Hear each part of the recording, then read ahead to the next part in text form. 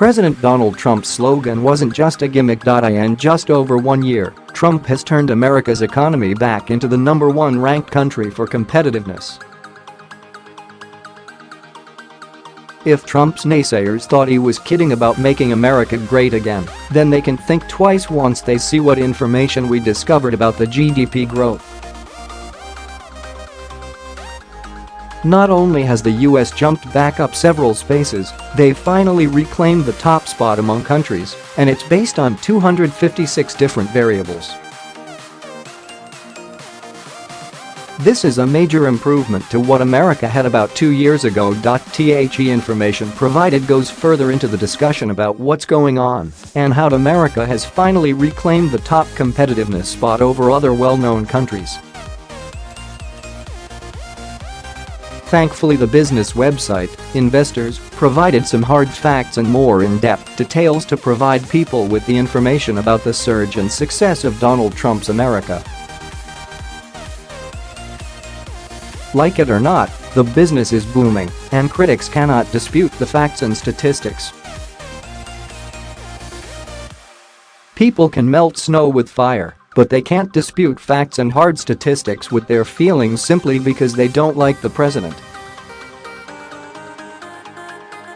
The report comes from the IMD Competitiveness Center in Switzerland. Each year it ranks countries by 256 different variables to come up with its global competitiveness rankings.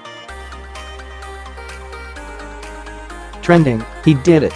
Look what Trump just did for Social Security recipients. They said he couldn't do it. For 2018, there was a surprise. The U.S. leapt 3 places to take over the top spot in global competitiveness, just ahead of Hong Kong, Singapore, the Netherlands and Switzerland. That jump was based on its strength in economic performance and infrastructure, ranking first in both areas. That this is so shouldn't shock anyone with any knowledge of what's going on in the economy. Since Trump took office, GDP growth has averaged 2.9%, up from 2% under President Obama. Unemployment now stands at 3.9%, and jobless rates for African Americans, Asians, and Hispanics are at or near all-time lows. Inflation, at about 2%, remains under control. Business investment is surging, and a big reason for that is that corporate taxes are low thanks to Trump's tax cuts. Meanwhile, Trump continues to slash away at the thicket of regulations that strangles the U.S. economy, costing us collectively nearly $2 trillion a year. All of this has helped to fuel an economic renaissance of sorts. U.S. households are $7.1 trillion richer since Trump entered office, thanks to rising share prices and strong real estate markets.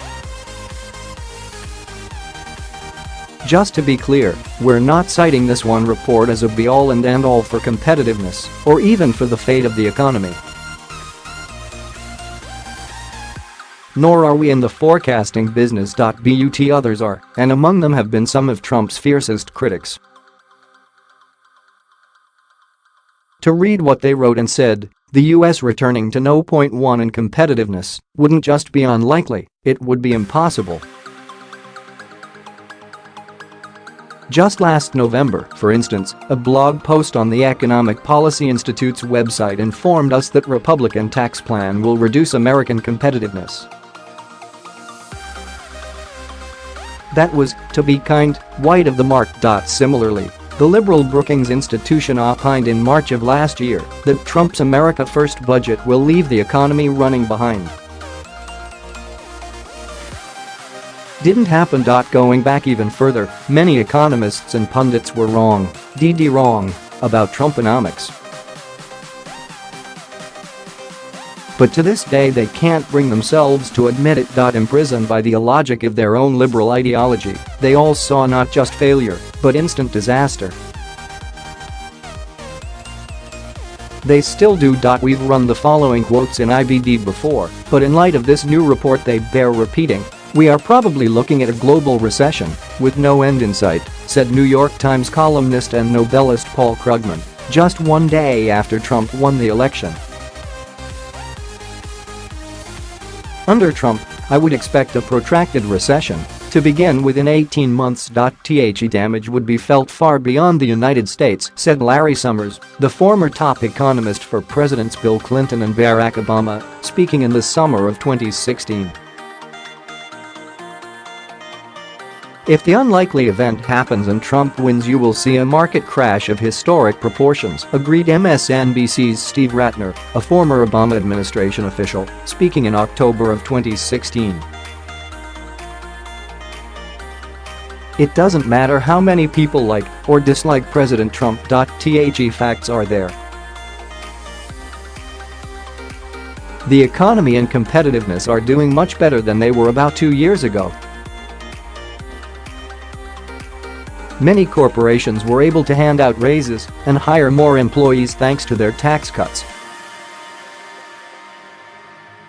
Many American workers saw tax cuts. When people and/or companies have more money in their hands, then there are more ways to spend or invest it. Some people save, some invest in their business, and some people just spend their money and help other businesses thrive. Some critics think there's no way that America can grow 3% in their economy. Other people might be thinking there's no way we won't grow. What do you think? Is America doing great yet?